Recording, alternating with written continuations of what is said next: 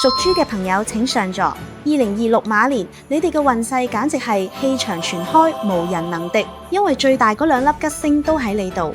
紫微星係帝王之星，龍德星代表超級大貴人，呢兩粒星加埋一齊，即係話你喺職場上講嘢超有牙力，老闆聽你支笛，客又信你，升職掌權，簡直係實食冇黐牙嘅事。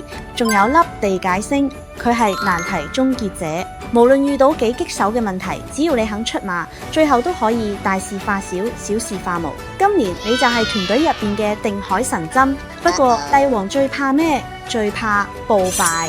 呢粒空星代表大起大落，運勢好嗰陣衝上天，但如果太招積或者貪做高風險投資，佢會令你嘅身家瞬間一鋪清袋，好似坐過山車咁刺激。仲有粒天厄星代表突發嘅意外，出門在外記得財不可露眼，唔好咁張揚，以免惹人眼紅同招來意外。送你兩句真言：得意莫忘形，穩賺不貪多。只要你控制得住貪念，謙虛低調，今年絕對係你登上巔峰嘅一年。